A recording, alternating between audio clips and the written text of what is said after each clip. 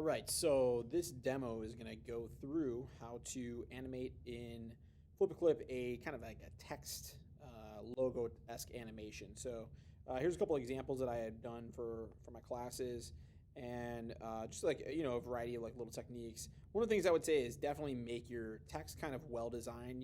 Plan out a color scheme, at least think about what you want to do, and add maybe some other details in there. So that could be little highlights or shadows, or maybe have the text intersect somehow and wrap around.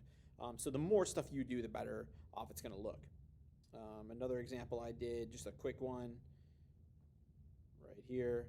So one of the things we're going to do today is we're actually going to work kind of in reverse. So we're going to create our text first, and then we are going to animate it by erasing.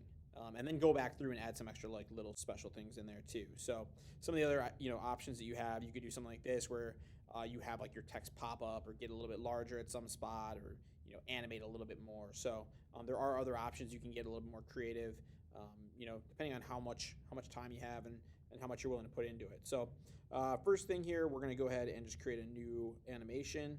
So we'll call this one logo, and I'm just going to go through real fast how to kind of plan out your animation and get it set up. So first thing, you can decide on using a background. So there's preloaded ones, there's some different textures and stuff in there.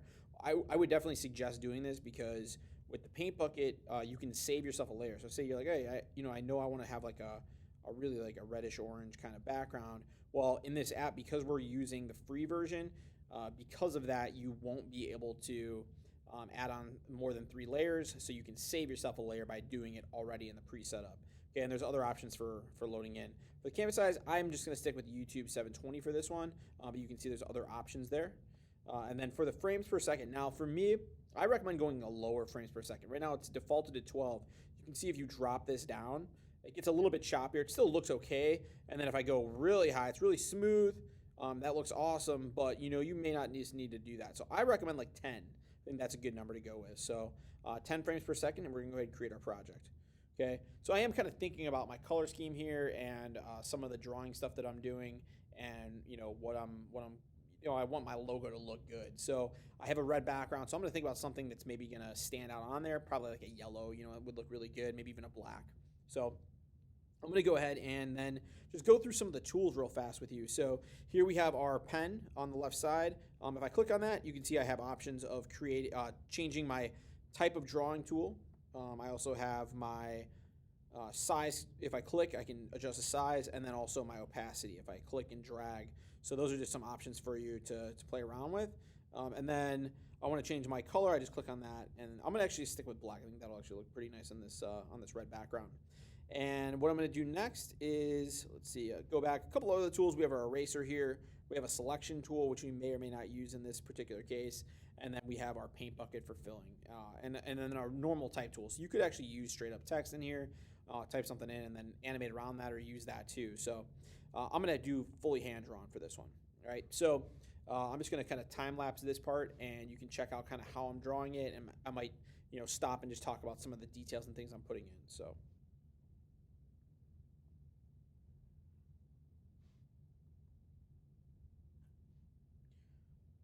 One thing you may want to do is just kind of have like a preliminary layer. Be thinking about how you want your text to look, or how scaled you want it to be. So if I'm going to do like my name, I might want to just plan out how big that's going to be on like a background layer. And then I'm going to click and just drag and hold on this and drop that down so I can still see where that text is, just so I know about placement wise where it's going to be. And then I'm going to go in and actually make this a little bit like sleeker on layer 2, and I'll end up deleting layer 1. So.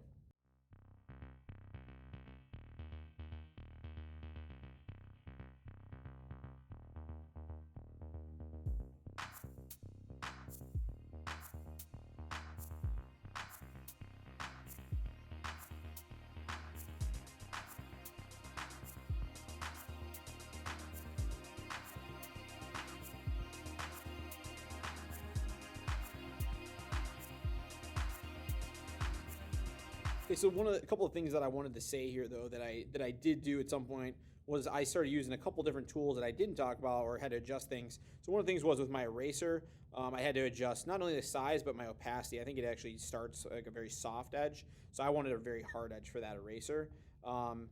For my selection, I did actually use my selection tool to select around the U and slide it over. So that's something else you can do. One thing I'm going to start doing now is going in and just doing some extra little detailing. So I'm going to go in and just change my color and just add some like little highlights to this. So I'm going in with probably with a fairly small brush, and I'm just going to add in some like little highlight points. Another thing I'm doing is going back here with that undo tool or undo option.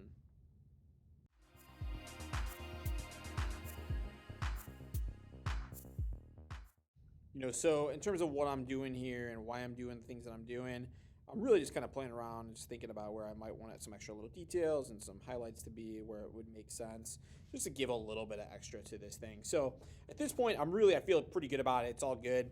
And what I'm going to do is I'm going to go to my layer. I'm going to just delete the original layer that I have. So I'm going to go ahead and slide over and just trash that. And that was just kind of my sketch layer. Another thing here is like I could shrink this up right now. So if I wanted to, I could go and just use my selection tool here. Whoops, sorry, not that one. I'm going to select basically the entire thing. Okay, whoops, didn't want to do that.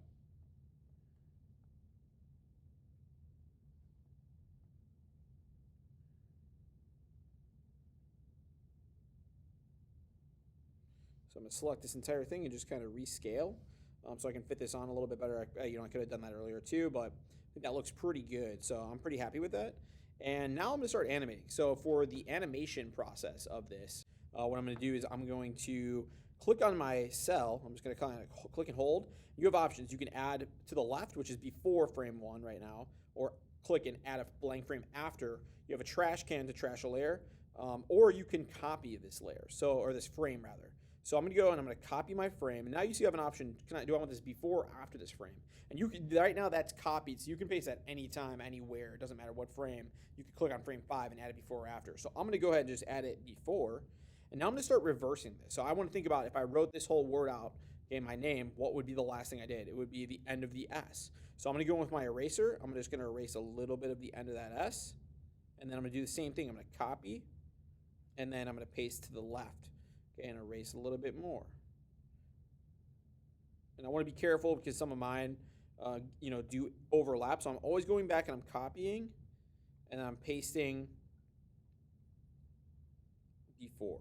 So I'm going to do this in time lapse so you can kind of check out the whole process. And it takes a couple minutes to do this. So one of the things to think about is, how much you want to erase at a time. Like how fast does this animation want to go? And, you can always adjust the FPS later. But in terms of how much is being taken away every time, that is kind of important to note, and think about like how fast do you really want this animation to play. So again, I'm always starting at like the later point here.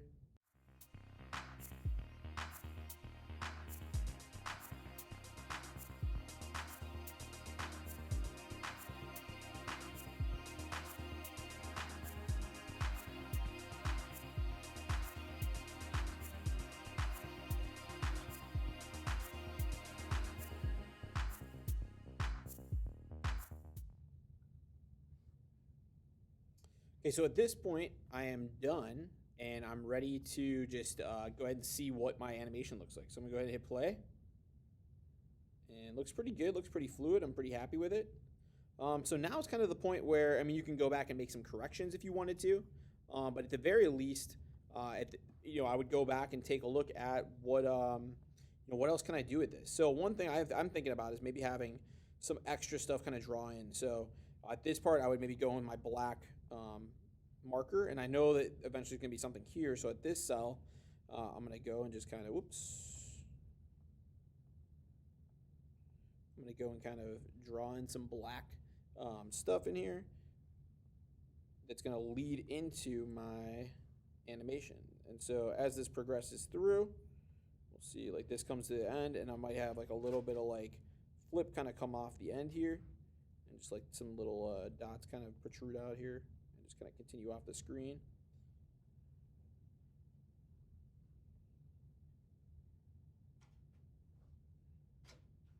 We'll just kind of let that go, and we'll take a look at this, see how this looks.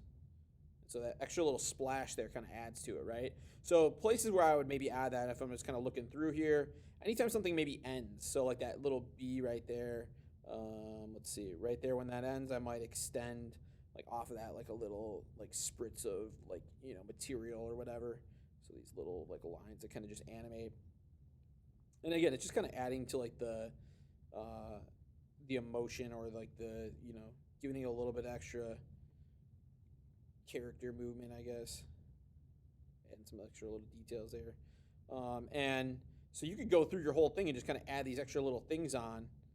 And you know, one of the things that I would even think about playing with is maybe having like something move through the entire piece throughout it. So like maybe here I start having like a line that starts coming in, next scene, and now this is the nice thing is you can see this onion skin, right? I see like my previous mark, and so it's showing through. So when I go through and I draw this method where instead of going reverse, I'm going, you know, forward, I can see these marks and the previous one, so it kind of makes it easier. And I'm just being really like, oops, I'm just being really like playful and like not, I'm not getting like crazy obsessed with like this thing being perfect. You can see my lines are pretty sketchy and pretty loose. So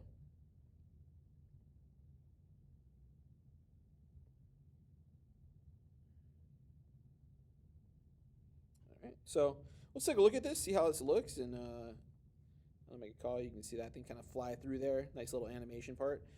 You know, some of the other things that we'll go into in some of the later parts is just how you might make make like the text actually move a little bit. So you know, say we went to like the end frame here, and okay, the end frame is done. I'm going to copy the end frame, duplicate it. Okay, what if I went and I selected the entire text piece, and then maybe had that slightly get larger. Okay, select it again. Again, have that maybe slightly get larger, and then maybe duplicate it back. And then now I'm gonna make this like just get like kind of more like just shrink back down, just pop back down. Let's see what it looks like. All right. Again, I don't have everything drawn in there, but just a nice little example for you of what this could potentially look like. And let's see what happens at the end if it has like that little pop. Yeah, not bad, not bad. So, so from here, we would export this. So I would stop playing. I would go to my three dots in the top right and just hit Make Movie. We're going to send this out as a just an MP4. So you can see right here is our MP4. You have other options. I'm going to say MP4 is the best. YouTube, Make Movie. Once you make your movie, go ahead and save it to your photos, and you can submit that to Schoology. So good luck, everyone.